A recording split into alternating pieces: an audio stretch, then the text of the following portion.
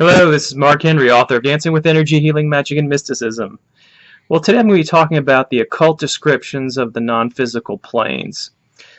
So what exactly are we talking about here? Well, to start off, we know from school, from basic mathematics, geometry especially, that there are three planes of our physical world: length, width, and height.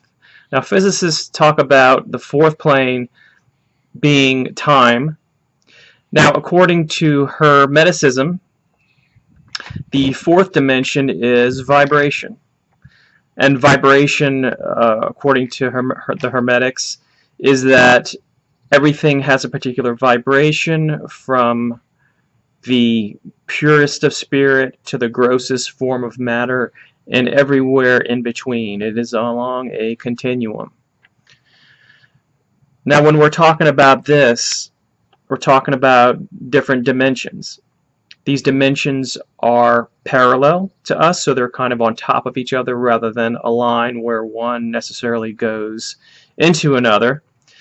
According to the Kabbalion, if I'm saying that correctly, a Hermetic text, there is three main planes, which is the physical, mental, and spiritual, and then there are minor planes in between. If you ever kind of done a serious study of Hermetics, you can understand how this gets a little bit complicated, because there's different levels, different realms where there's plant, there's mineral, etc. Each having kind of their own vibration, and each of them kind of existing on top of each other in a way, like I said.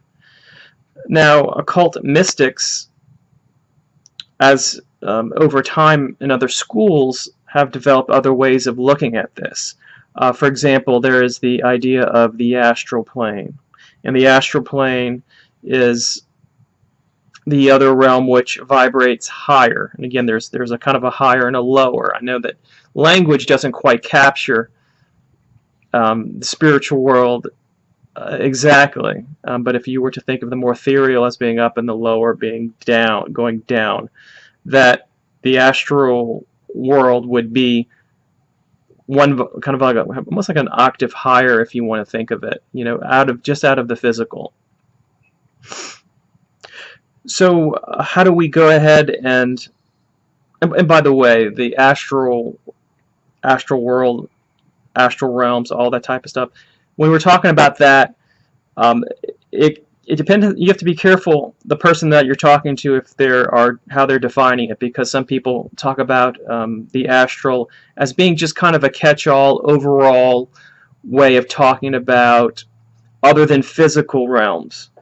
However, the astral realm is one specific type of realm, and there are other different types, other varying vibrations.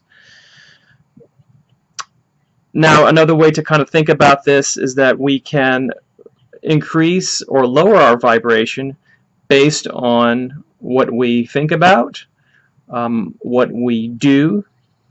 In meditation, we can actually go into kind of a little bit of a meditative trance, and we can increase our vibration that way, or we can meditate upon dark and dismal things and lower it in that respect.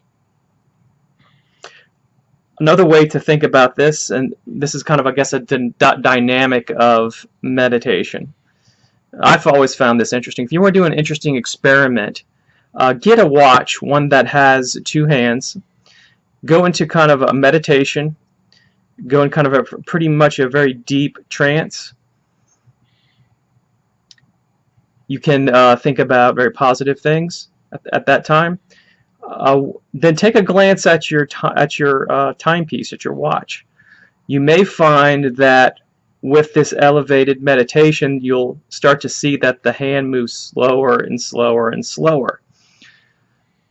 Now, neurologists would probably say that, okay, so what this is happening is that your attention is shifted a little bit, because through the meditation, the deep meditation, your heart rate, blood pressure, brain activity, respiration have gone down, so that your perception of time has actually changed.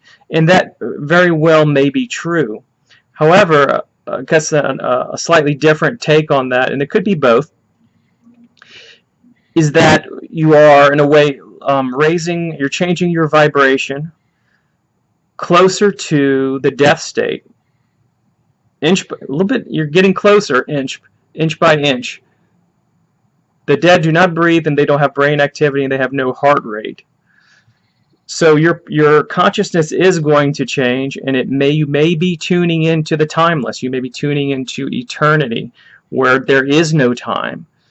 Time is only relative and important to the world that we live in the physical. It has absolutely no bearing or meaning in the astral or even the other higher spiritual worlds. If you've ever done some spirit communication and talked to spirits trying to get at information, or maybe even try to get them to predict something or to help you out with something in the future, most spirits are not accurate when it comes to time, because time doesn't exist where they are. It only really exists where we are.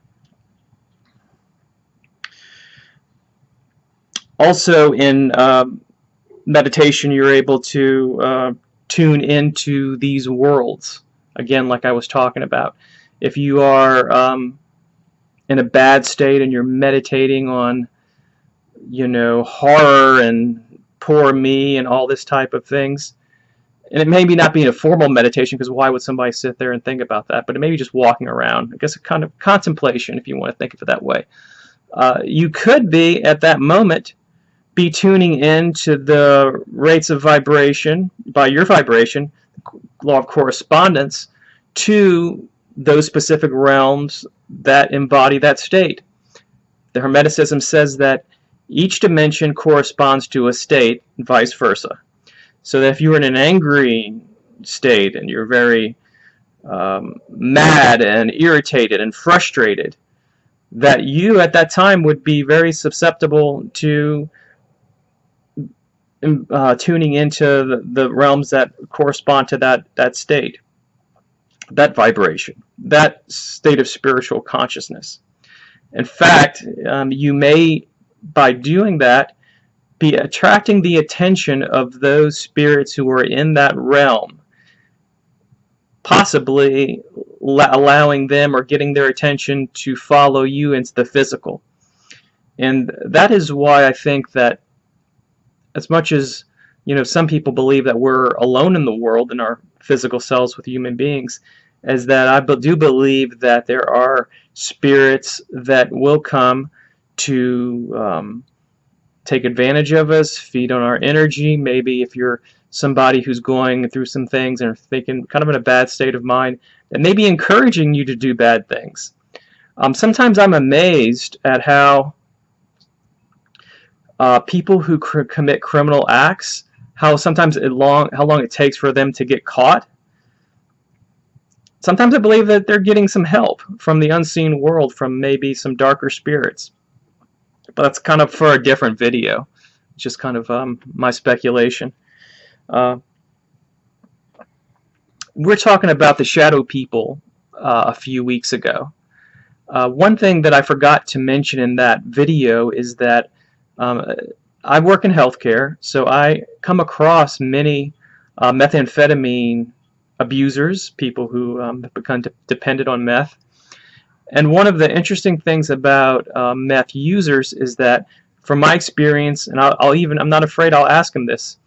I'll ask them, have you ever seen the shadow people when you were using meth, and especially when you have been up days on end, because methamphetamine is a stimulant and will keep people up a long time. 60 to 70% of people will admit that they have seen them. Some of them don't believe that it was just a hallucination. Some of them actually think that when they were taking the substances, when they were up all night, their awareness, their body was different, and that is only when they would appear because they were able to tune into them. And that now that they are in recovery, that they no longer see them.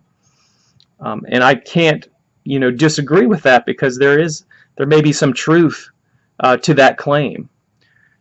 if you think of what sleeping, you're not sleeping, and not eating, and with that particular drug, you have a lot of impulsiveness. You're going by instincts. It's very base.